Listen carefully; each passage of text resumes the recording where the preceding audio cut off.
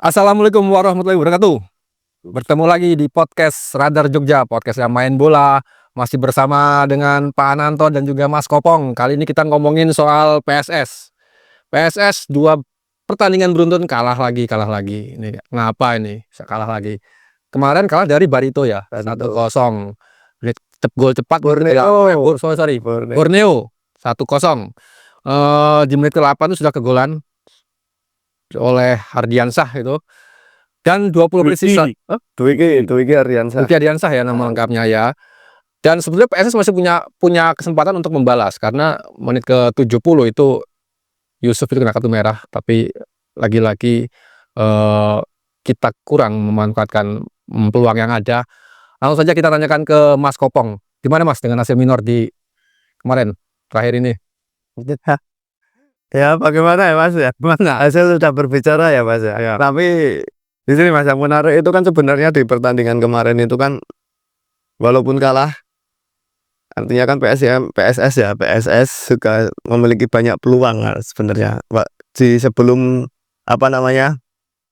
sebelum Borneo bermain dengan 10 pemain itu kan di babak pertama itu kan sempat itu kan Sirinho itu sudah 1-on-1 dengan kiper tapi tidak gol itu sangat disayangkan itu.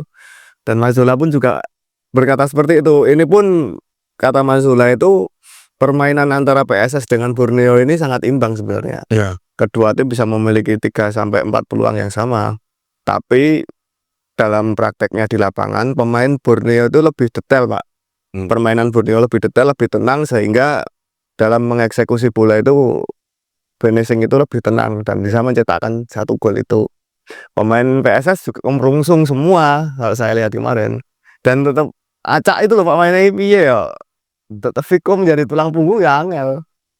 Seperti itu Pak. Kalau Pak Nantang lihat 2 hasil laga ini, Mas Zola nampaknya taktiknya tidak begitu berjalan mulus ya. Apalagi di 2 laga terakhir. Bahkan sebelum kita bicara taktik ya Pak ya, kita bicara tentang kondisi kekalahan ini. 2 kali kekalahan beruntun. Ini sebenarnya lampu kuning bagi PSS. Karena kalau nanti sampai triple kekalahan ketiga itu akan sulit bangkit. Contohnya sudah ada Persebaya. Sampai 5 kali berturut-turut mereka susah untuk meraih kemenangan gitu kan. Nah ini berbahaya karena posisi dari PSS Sleman ini sendiri belum aman dari zona degradasi.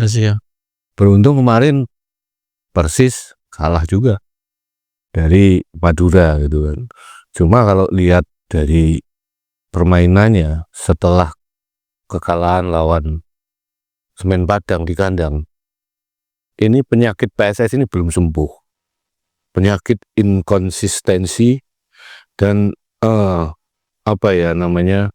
penyakit belum menemukan karakter bermain yang kuat gitu. Jadi kemarin di awal pertandingan Mas Zola ini sepertinya pengen memforsir kemenangan ya, mencetak gol di awal-awal menit, tampil menyerang, memainkan Rico di babak pertama, dia pengen tahu seperti apa. Tapi dari skema permainan, positioning itu antara pertandingannya menghadapi Semen Padang dengan pertandingan lawan Borneo, garis defense-nya PSS ini masih terlalu rendah gitu. Jarak antara gelandang dan lini belakang ini gapnya terlalu jauh, terutama, dan juga jarak dengan lini depan dan tengah ini juga jauh gitu kan. Kemarin sudah ada perubahan sedikit. Mas Zola ingin mengembalikan nostalgia kemenangan, 3 kemenangan sebelum melawan Semen Padang ya, dengan menempatkan Kleberson di gelandang bertahan. Ya kan, kemudian ada pemain muda nomor 5 Dias itu dimainkan. Tapi pemain ini mungkin kurang jam terbang. Ya Pak. Jadi semua serangan yang dari Borneo itu berasal dari sisi Dias ini. Berapa kali dia dieksploitasi oleh Peralta, Kemudian di babak kedua oleh siapa, Lili Pali sebelum dia akhirnya ditarik keluar. Nah ini kelihatan sekali koordinasi antar pemain dan koordinasi antar lini sangat lemah sekali. Jadi covering antar satu pemain dan satu pemain lainnya ini nyaris nggak ada gitu. Jadi misalnya contoh kayak Rico sudah lari ke depan gitu dengan membawa bola, tapi backupnya di belakang. Dia sini kurang berani untuk maju. Dia kurang berani untuk melakukan gerakan tanpa bola, berlari di belakang Rico, kemudian menyelinap masuk ke sisi kanan, sisi kanan gitu. Yang Rico beberapa kali sudah meminta isyarat agar pemain yang di belakangnya itu masuk ke membuka ruang agar apa? Agar memecah konsentrasi pemain yang menjaga dia gitu. Tapi nggak itu lakukan, akhirnya bola kembali lagi, bola dipassing ke belakang. Kalau nggak, terpaksa Rico harus crossing. Early crossing yang nggak ada manfaatnya itu, akhirnya bola hilang karena apa? Backnya Borneo itu sudah siap untuk menghadapi gaya main seperti itu. Ya, dan gerakan-gerakan tanpa bola kemudian supporting dari pemain lainnya itu nyaris nggak ada. Terus kemudian lagi-lagi gelandang bertahannya juga bermain kurang berani ya, maksudnya kurang berani menekan ke depan. Oke lah dia gelandang bertahan, tapi dia juga kan kalau misalnya tidak dalam posisi menyerang, apakah dia tetap bermain rendah gitu kan, low defense gitu kan enggak, kan harus backup masuk ke depan gitu kan. Nah ini yang membuat serangan-serangan saat transisi antara bertahan kemudian menyerangnya PSS ini nggak ada impactnya sama sekali gitu.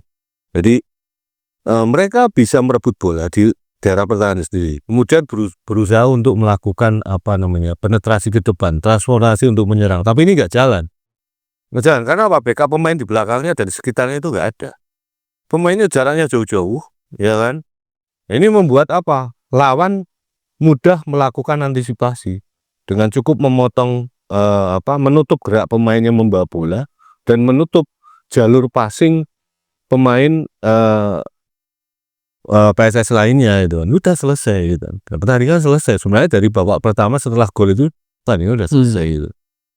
Sebelum kartu kuning itu saja sebenarnya kartu merah ya, sebelum kartu merah itu sebenarnya PSS ini tidak ada perubahan sama sekali dan Borneo itu sebenarnya juga nggak istimewa sama mainnya ya, nggak sama sekali nggak istimewa, masih lebih bagus Borneo saat ditangani Pister Hustra daripada setelah pergantian pelatih ini. Ya, pemain-pemain Borneo juga bermain monoton, sangat monoton. Kreativitas di tengah lini depan ini sangat kurang. Ya. Dan beberapa kali peluang-peluang Borneo ini bisa menciptakan, tapi nggak ada yang 90% matang. Pato yang musim lalu jadi mesin gol, kemarin balik lagi. Diharap juga performanya sama seperti penampilan saat dia sebelum pindah ke Cina. Ya. Kemarin juga akhirnya nggak bisa berbuat apa-apa kan. Dia seperti bingung dengan konsep permainan pelatih yang baru ini dari Borneo. Nah, sayangnya peluang ini nggak bisa dimanfaatkan betul oleh PSS Sleman. Ya akhirnya setelah kartu merah, saya sempat memperhatikan sedikit setelah kartu merah ini bagaimana reaksinya PSS. Ada nggak perubahan gaya bermain, cara bermainnya dia? Perubahannya itu hanya lebih ofensif ya, tapi cara bermainnya sama. Ofensif karena menang orang ya kan? Karena menang orang dan cara mainnya sama, nggak ada perubahan sama sekali. Nah ini yang percuma sampai saya setelah 5 menit saya pastikan ini sulit untuk mencetak gol. Bahkan kalau Borneo bermain seperti sebelum diganti pelatihnya ini mungkin bisa kebobolan lagi PSS Sleman. Di leg pertama, putaran pertama kalau nggak salah main di kandang ya kan. Borneo juga kartu merah kan. Siapa namanya si Nadeo. Nah, kipernya kartu merah. Itu pun juga kalah akhirnya. Kalah kalau nggak seri waktu itu. Kalah ya? Kalah kita. Kalah kan, kalah. Nah ini padahal kalau saya lihat skema permainan Borneo kemarin itu masih jauh di bawah saat sebelum diganti pelatih. Dan performanya Borneo ini belum kembali seperti saat musim lalu mereka mendominasi liga gitu. Ini sangat jauh. Nah ini yang disayangkan sebenarnya. Jadi kedua tim ini bermain kurang memuaskan, ya kan, baik Borneo maupun PSS Sleman. Jadi kemarin PSS itu sebenarnya kalah itu bukan karena Borneo itu tampil bagus, sebenarnya enggak. Borneo sendiri kesulitan loh mengembangkan permainan. Permainannya juga monoton. Ya cuma luck itu kan. Itu gol yang sangat berbau keberuntungan loh. Ya meskipun melalui skema yang berjalan di lapangan, tapi sebenarnya gol itu juga akan sulit tercipta kalau memang pemain-pemain dari Sleman ini cukup waspada. Karena beberapa kali flank kanan dari Sleman, sayap kanan Sleman ini sangat lemah, gampang ditusuk itu. Akhirnya si Dias diganti ke babak kedua, tapi masuknya Ofusu ini juga nggak membuahkan hasil yang maksimal. Iya. Malah justru dengan main menghadapi 10 pemain seperti terburu-buru pengen segera mencetak gol, akhirnya bumerang. Mungkin itu bah di pertandingan kemarin itu. Mazzola itu sendiri ada kesan kayak mengkritik pemain ya, kurang tenang seperti itu. Iya, kurang tenang. Artinya mungkin Mazzola mengklaim bahwa skema dia sudah berjalan baik mungkin.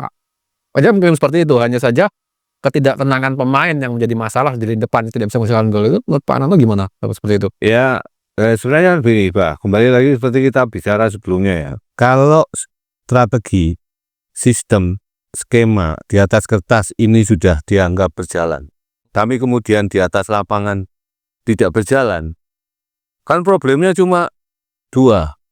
Satu, pemainnya yang nggak bisa beradaptasi dengan skemanya, atau skema ini yang tidak cocok saat menghadapi lawan yang bermain seperti itu gitu. Kalau saya lihat kemarin dua-duanya nggak cocok gitu kan. Yang mainnya nggak cocok. Apa yang dimaui sama Mazzola ini nggak keluar gitu kan. Dan masih terjebak dalam minimnya kreativitas kemarin dari PSS Sleman ini sendiri. Jadi ya ini PR besar lah. Ini sudah 2 pertandingan kan. Iya. Kita berharap saat lawan kemarin lawan Semen Padang itu Menang. ya itu sudah sudah tim ini sudah take off lah, meninggalkan zona papan tengah bawah ini kan, sudah take off lah. Saya berharap seperti itu, tapi ternyata kembali lagi turun lagi.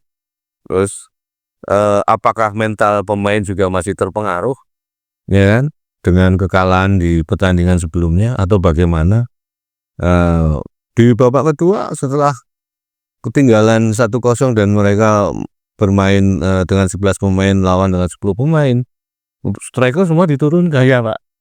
Tapi kreativitas lapangan tengah ini nggak diperhatikan, Nggak mendukung. ya kan. Hoki itu ya nggak ada pergerakan yang menusuk ke dalam, maksudnya dia membuka ruang, ya kan. Tapi saat membuka ruang, covering dari teman-temannya ini tidak ada pergerakan yang lebih masif gitu. Maksudnya gerakannya ya di situ-situ aja, saling menunggu gitu.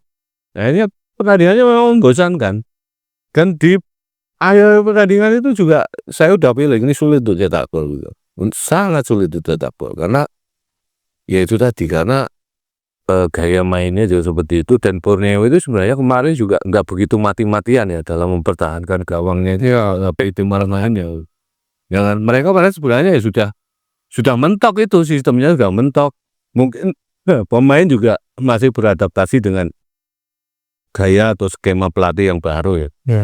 Kan kelihatan sekali perubahannya sebelum ditangani saat ditangani Peter Histra yang dipecat setelah kekalahan lawan Semen Padang itu, kemudian masuk pelatih baru ini.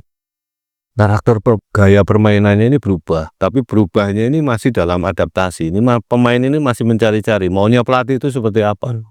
Karena di tangan Mister Yusta ini sudah lama loh. Ya kan, dia sudah 2 musim, 3 musim ini, hampir 3 musim ini menangani Borneo ini. Dan kemudian datang di pertengahan musim yang saat itu tim sedang turun. Ya, tapi sebelumnya mungkin juga ada problem lah mungkin problem kejenuhan atau apa dan sebagainya. Kalau masalah finansial saya pikir Borneo tidak. Karena tim ini tim yang kuat secara finansial kan. Dan saya pikir juga masalah finansial juga nggak masalah toh di Borneo toh Bang. Enggak, Di PSS Sleman toh. enggak, belum ada. Belum ada masalah. Tapi ini yang menarik kok saya lihat dari line up ya, ini dia hanya memasukkan 1, 2, 3, 4, 5, 6, 7 pemain cadangan yang di bawah. Ini kan minim sekali skuad yang di bawah. Biasa tandemnya siapa? Tokantin siapa itu sama? Si Cardoso Nggak main kemarin. main. Hah? Main babak kedua. babak kedua masuk dia. Gitu. Oh ya, no. Iya. Artinya apakah secara finansial ataupun apa ada masalah di PSSI enggak ya?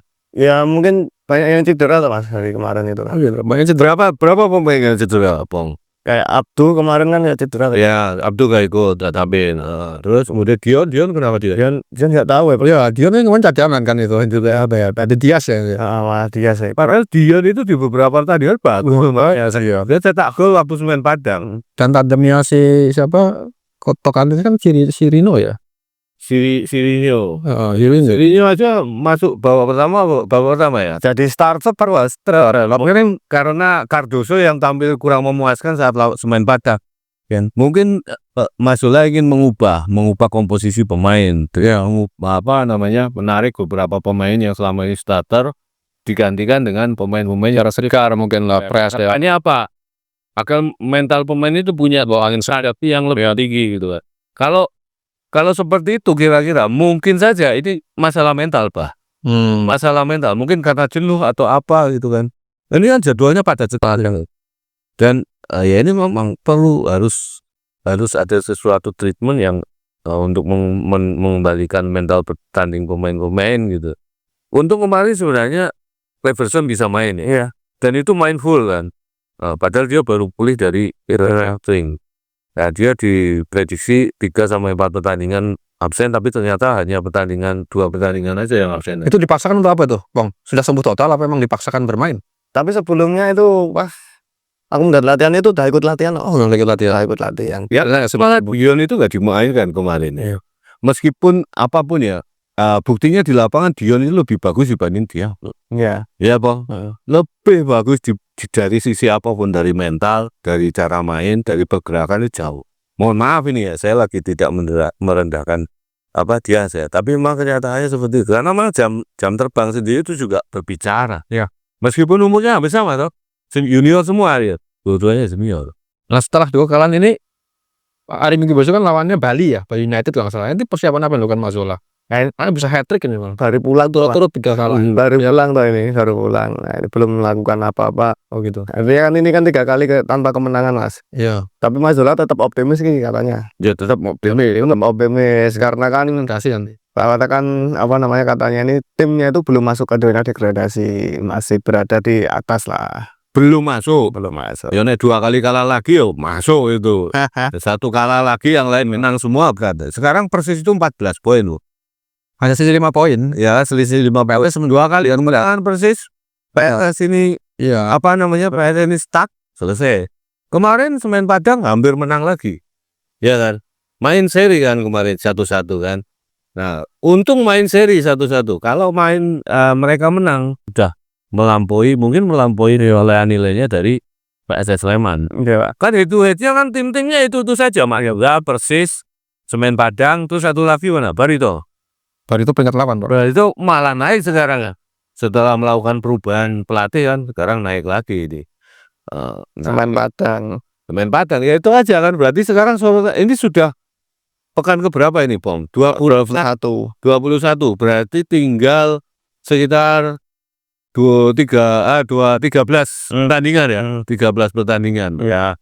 13 pertandingan home-nya berapa kali? Ini masih berapa kali ya? Lebih banyak atau lebih sedikit ya? Kira-kira lebih banyak gitu aja lah. Iya. Nah, kalau musuhnya ya peluangnya masih ada, tapi sekarang wong PSS sendiri aja home-nya juga belum jelas gitu. Dan nanti ini ketabrak lagi nanti ada puasa. Puasa itu juga berpengaruh juga loh. Sudah berpengaruh pada performa permainan. Maksudnya harus menyesuaikan. Mainnya kan lebih malam, ya kan? Mainnya lebih malam. Dan semua tim ketoknya juga mainnya malam semua, nggak ada yang siang. Nggak.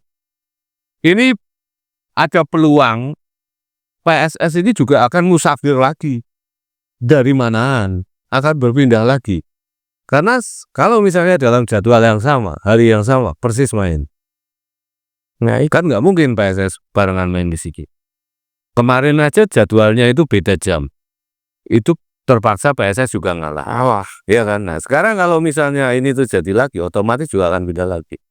Nah, misalkan main di Sultan Agung. Nah, ternyata Barito juga main di sana di jam yang sama, malam semua gitu. Berarti kan harus cari Tarik lain. ya. Semoga Labuharjo ini sudah siap pakai. Ya.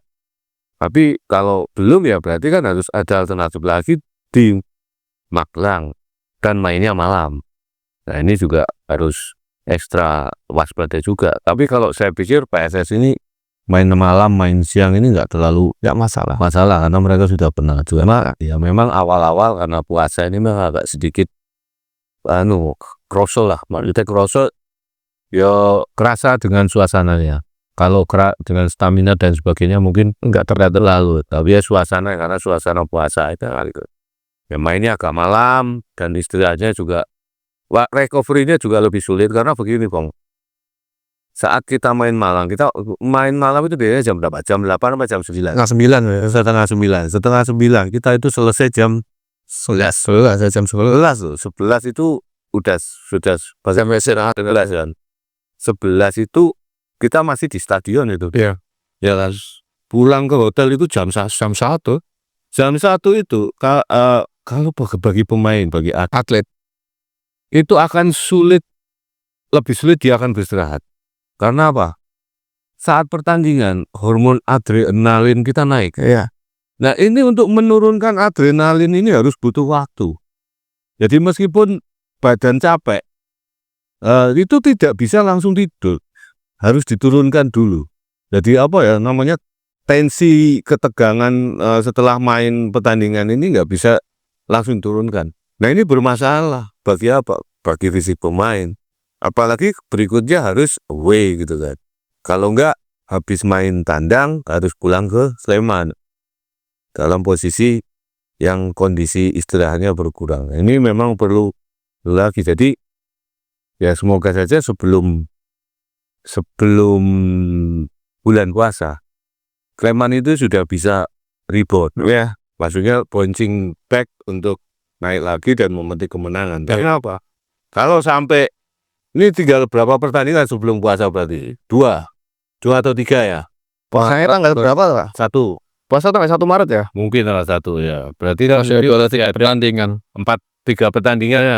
3 pertandingan. Paling enggak yang terdekat menghadapi Bali. Bali nih. Main di sini Pak, Semanahan. 3 pertandingan. Ayo pertandingan. ya. Saya berharap sih 3 pertandingan ini bisa mengambil poin lah. Kalau di tandang yang bisa 1 poin, kalau di kandang ya harus menang lah. Karena kalau enggak berat lagi. Iya. Berat lagi. Karena Madura, Persis dan Semen Padang itu pasti juga akan Ya saling mengintip itu. Saling mengintip. pas dari kan sesuai rekreasi. Mereka enggak, tim-tim yang enggak bermasalah dengan home base loh. Enggak ya. Ya kan? Enggak. Karena Madura dia punya home base. Kemudian Persis dia punya home base yang malah ditumpangi juga dipinjam sama PSS Sleman. Kemudian Semen Padang ini juga nggak punya masalah home base. Gitu kan. Terus di bawahnya itu berarti tinggal di atasnya tim itu di bawahnya PSS tinggal siapa? Barito juga dia sudah lama di SSA. Ya, ganti pelatih juga lah. Ganti pelatih dan sekarang pemainnya juga ganti, banyak yang masuk bagus-bagus. Mati Mayer juga masuk kemarin waktu menghadapi Persebaya. Salah model juga main bagus dan mereka bisa membuktikan dengan perubahan pelatih ternyata bisa membawa perubahan dalam tim juga. Nah, ini bahaya kalau sampai puasa ini nggak bisa pulih ya berapa? Ya, kan di 3 pertandingan terakhir kalau mengintip di putaran pertama lalu ini kan peluangnya kan cuma di Arema Pak yang menang 3-1, yang lain kan Bali yang putaran pertama lalu itu imbang, yang Malut kalah. Cuman Arema aja yang menang. Nah ini Lawan Malut di home kalah gitu ya. ah, Kalau ini main nanti tandang loh.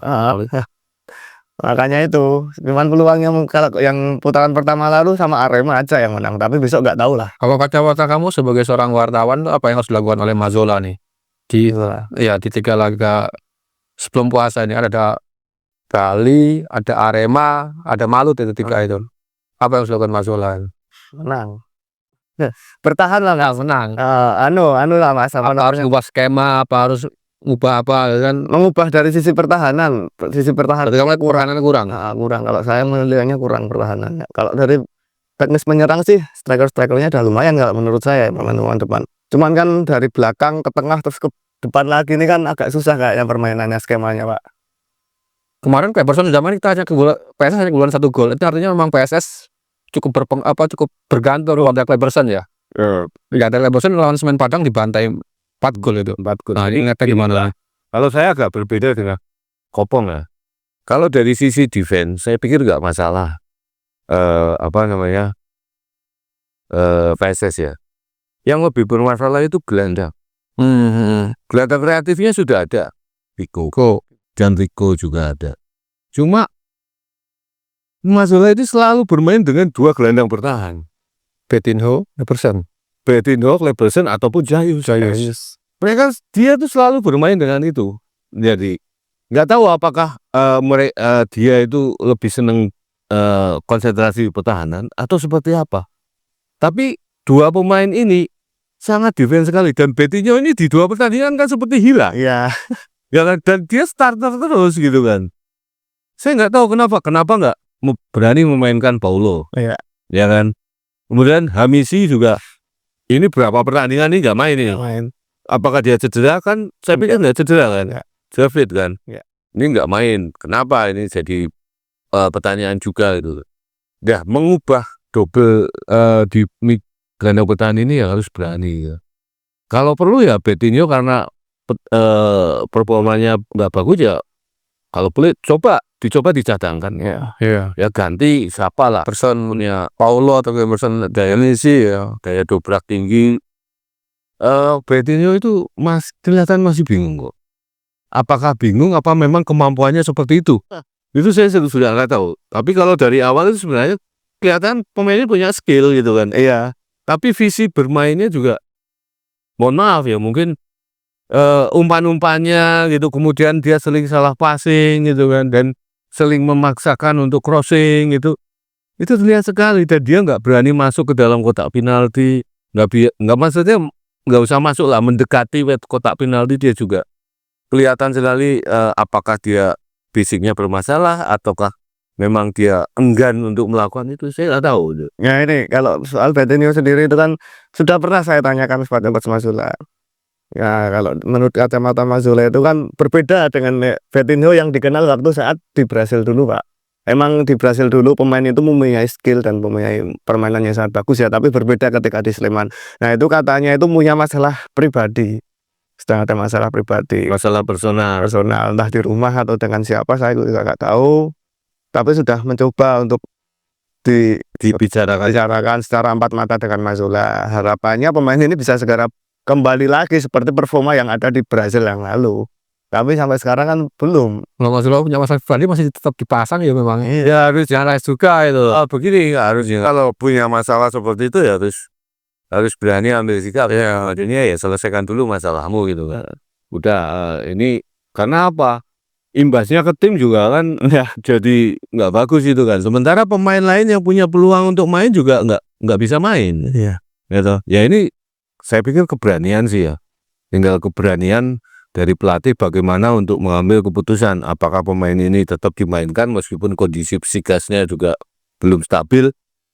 Apakah dia dicadangkan dulu ya kan? Dicadangkan dulu kemudian nanti memberi kesempatan pada pemain lain. Toh juga kesempatan yang sudah diberikan sudah banyak kan. Nah, gitu. Kalau dari kata Mazzola seperti itu ya, kalau saya sih ya berani untuk mengistirahatkan pemain ini, coba pemain yang lain gitu kan. Toh juga selama ini perannya nggak vital banget, ya kan? Maksudnya dalam artian dari sekian kemenangan PSS Sleman, berapa persenkah yang memang dari diawali dari si Betinho ini? Kan dari statistik kan sebenarnya bisa dilihat itu. Nah ini harus dilakukan segera gitu. Nah ini yang jadi menarik, kenapa kok Majola tidak berani gitu kan mencadangkan ini kan. Ya, Di PSS emang nggak ada psikiater atau apa gitu? Tim Kayaknya ada mas depan. konselor, konseling gitu. Ada di kantor ya. Ya kenapa Betinho nggak ke kantor? Misal kamu sebagai teman harusnya menanyakan itu. Betinho ada masalah pribadi apa ya? ya apa? Kalau alasannya seperti itu memang agak sulit, Bah. Ya itu sudah ibaratnya psikis kok.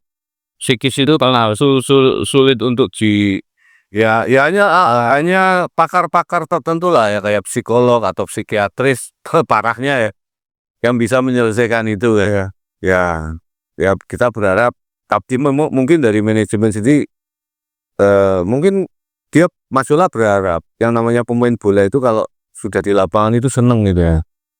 Sudah tampil di lapangan seneng, tapi kenyataannya kadang juga kepikiran juga gitu kan. Ya kita lihat ke depan. Saya penasaran apakah Majola ini berani mencadangkan dari Betinho ini di pertandingan besok lawan Bali kan. Dan Bali ini juga kondisinya juga belum stabil. Ya kan. Saya baca tadi pagi katanya training campnya, tempat latihannya itu digeruduk sama supporter, minta pelatihnya diganti. Nah, ini masalah juga di internal mereka kan. Dan performanya Bali ini juga sebenarnya masih jauh dibanding musim lalu. Tapi memang kalau Bali United ini terkenal lambat panas kan. Di awal-awal musim biasanya mereka lambat panas, tapi begitu nanti mendekati akhir mereka Panser ya. lebih kenceng gitu kan. Panas di akhir. Nah, ya berharap aja besok PSS Sleman ini bisa memanfaatkan momen ini. Jangan sampai malah Bali yang sedang disorot justru tampil menggila, kemudian menjadikan PSS Sleman ini mangsa mereka. Nah, ini repot kalau seperti itu. Nanti untuk memulihkan kepercayaan lagi juga sulit. Tuh Bang. Terus daftar cederanya siapa aja yang nambah ini? Belum ada update Pak. Belum ada. Timnya masih di Borneo atau sudah pulang? Mungkin udah pulang Pak. Udah pulang di Jogja ini. Iya. Latihan baru nanti sore atau besok? Besok biasanya Pak. Besok biasanya. Biasanya besok kalau nggak Rabu. Kalau nggak Rabu ya. Kan ini kan main lagi kan besok Minggu tuh Pak. Minggu. Itu tempatnya belum tahu di mana. Belum tahu. Tahunnya. Kayaknya tetap di manahan Mas. Di mana? Mainnya malam apa sore? Malam kayaknya Pak. Malam. Ya kita lihat Persis mainnya Enggak, sore. Persis mainnya hari apa gitu kan. Biasanya Persis tetap main hari Sabtu kalau nggak salah. Minggu berarti PSS Sleman. Oke. Kalau Vico sama Tokantin sih kenapa Bang? Kok kayaknya memang performnya dua laga saat pertama kemarin tuh kurang perform banget tuh. Lu ngeliat kenapa itu? Di ini 70 aja berapa kali tuh kayak bola tuh tendang meninggi terus itu. Terburu-buru. Kita sendiri ngeliatnya kan. Kan terburu-buru tadi. Menurut saya kan. Padahal kan 10 pemain udah sering banget tuh bola scream di depan gawang itu ya mas tendangnya. Kalau di menit-menit akhir itu Menurut saya tuh terburu-buru semua Mas. Pengen segera mencetak gol lah. Nunggul pemain terus pengen ngoyak gol. Atau kurang latihan finishing mungkin. Ya terburu-buru itu tadi kalau menurut saya. Kalau saya sih melihatnya tetap gini Pak. Jadi ya kalau Vico itu sebenarnya mainnya ngotot kan. Ngotot. Yang nabrak juga dilakoni kemarin kan. Kemudian si Tokantin itu dia juga capek membuka ruang, kemudian dia coba berusaha keras untuk mengejar bola kemanapun bola itu. Kemudian dia juga aktif dalam memanfaatkan lebar lapangan. Kemudian dia juga beberapa kali berusaha ngaper temennya tuh. Cuma sih itu tadi cover di belakangnya ini gelandangnya popnya yang di belakangnya Rico ini yang sangat lemah. Ya nggak ada, makanya dia gapnya jauh. Dan akhirnya apa? Terpaksa bola dia bawa sendiri. Karena dia nggak bisa bermain one to touch dengan teman yang lain gitu kan. Aduh, kayak bermain sendiri-sendiri kemarin Jibiko gitu kan. Dan mudah pada saat contohnya saat dia itu bawa bola mendekati kotak penalti. Dia lihat tengok kanan kiri nggak ada teman, ya udah dia coba menerobos ke kotak penalti, tapi di situ gelandang yang mengepung dia ada 3 ya. Belum di depannya ada 2 double stopper. Akhirnya apa? Dia jatuh kan. Dia jatuh, bola hilang. Selesai gitu. Kalau enggak dia syuting. Saat posisi kita itu melewati beberapa pemain, setelah melewati beberapa pemain dan kuda-kuda kita itu tidak kokoh, ya posisi kita menembak bola sulit, hasil tembakan kita juga pasti akan nggak bagus. Tendangan kita bisa maksimal menemui target kalau posisi kita itu benar-benar bagus sebenarnya itu. Betul-betul enak saat kita syuting ataupun passing. Ya kemarin backup di belakangnya aja nggak ada gitu. Ya kan. Rico itu kemarin bingung itu karena nggak ada gerakan tanpa bola ataupun teman-teman yang menyupportnya secara cepat gitu. Jadi transisinya terganggu sekali kemarin itu aja. Terakhir untuk laga lawan Bali United besok, apa yang harus dievaluasi oleh Mazzola ini agar perform bisa naik, tidak seperti 2 pertandingan terakhir inilah. Yang jelas kalau saya pikir sih dia nggak akan mengubah skema ya. Masih Tetap sama ya. Coba dia akan ya memberi kesempatan pada pemain yang udah lama nggak main. Intinya gitu aja. Ya kan, kayak Hamisi udah nggak lama main. Kemudian siapa? Paulo juga bisa dicoba gitu kan. Jangan sampai pemain ini lama diparkir gitu kan. Oke. Dan dia yang dan berikutnya ya gap antara gelandang bertahan dengan striker atau gelandang serang ini jangan terlalu jauh. Itu yang harus dipositioning Pemain. di tengah main itu harus dulu diperhatikan lagi. Jangan terlalu low block lah. Ya kan sekarang gini. Oke lah kalau nanti kita main pertahanan kita naik Pak, agak naik misalnya terlalu tinggi. Nanti kita bisa di counter. Loh, naiknya itu posisi mana? Kalau naik itu kan sudah sampai ke garis tengah itu kan kita masih bisa mengantisipasi, ya kan? Kalau defense kita naik, otomatis penyerang mereka itu pasti akan turun. Nggak mungkin penyerang lawan itu tetap di bawah. Gandul ya Pak, offside gitu kan. Itu dia akan naik. Karena apa? Lah kemarin defendernya PSS ini tetap di bawah. Makanya striker mereka berani tetap di atas gitu kan. Coba kalau dia didorong ke atas, udah naik sampai ke garis tengah itu. Gelandang musuh ataupun striker musuh pasti akan turun juga mengikuti itu. Kalau nggak turun pasti offside. Tapi bisa jadi ini kalau faktor fisik juga bisa Pak. Mungkin pertimbangan pelatih. Maka dia tidak berani menerapkan defense yang sangat tinggi ya. Ya itu sebenarnya instruksi aja, suruh naik itu aja. Kalau fisik saya pikir enggak lah. Sekarang ini kompetisi kan sudah berjalan ya. Dan peak performer pemain itu sudah lagi di tinggi-tinggi. Harusnya kalau itu pemain profesional kan, saya pikir kayak pemain-pemain sekarang kan, pemain Indonesia rata-rata sekarang ini VO to match-nya itu sudah bagus-bagus ya. Enggak lagi 70 menit, 60 menit sudah habis itu enggak. Sedangkan pemain ini sudah bisa main agak Spartan ya, di atas itulah. Ya mungkin belum sampai 90 menit rata semuanya, tapi kan 80 70-80 udah bagus itulah, dapat main lokal lah. Sudah bisa mereka. Dan mereka kan nggak terus berlari sepanjang pertandingan kan. Ya itu kalau kita, jadi begini Pak, kita bermain capek. Karena apa?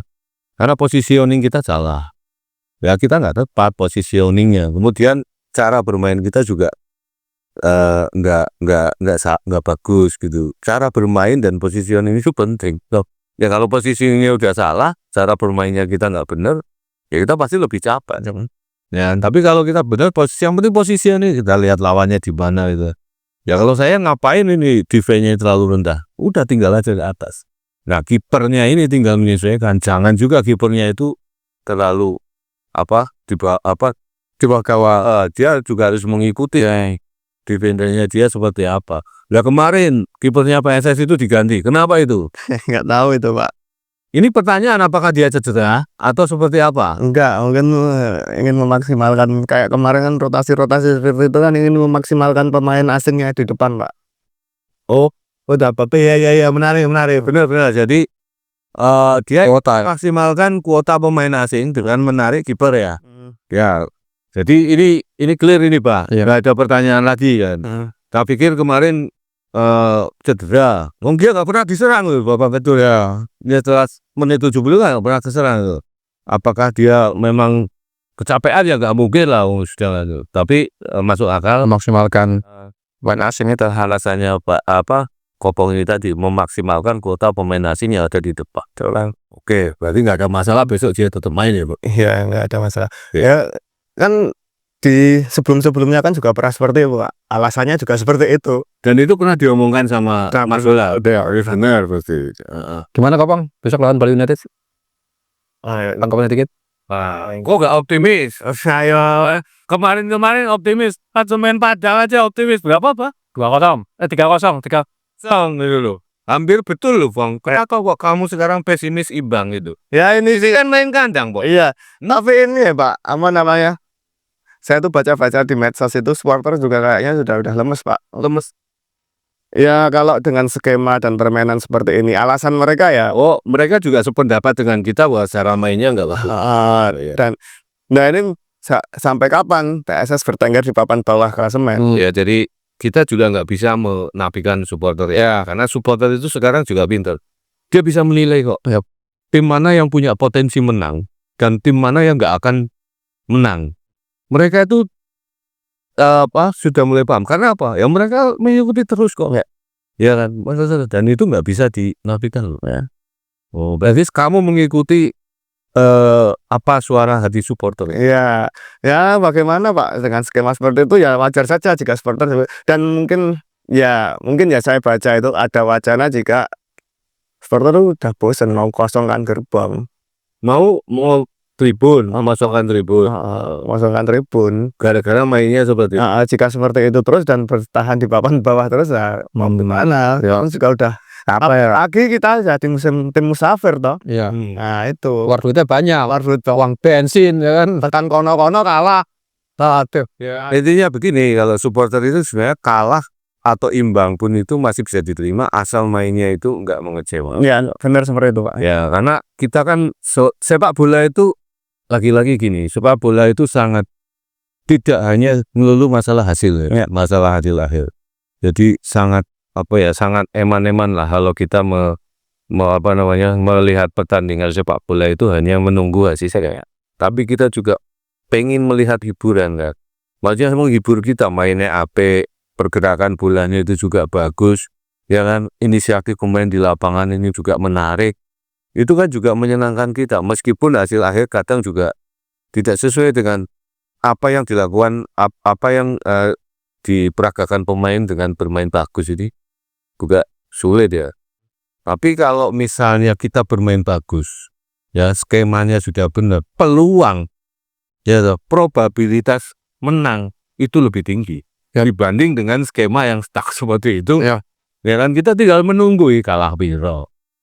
Ya kan ya gol menit piro gitu kan. Kadang kita lihat pemain salah umpan gelo loh, supporter itu gelo nih. Bener loh, apalagi supporter itu jauh-jauh ya. Iya.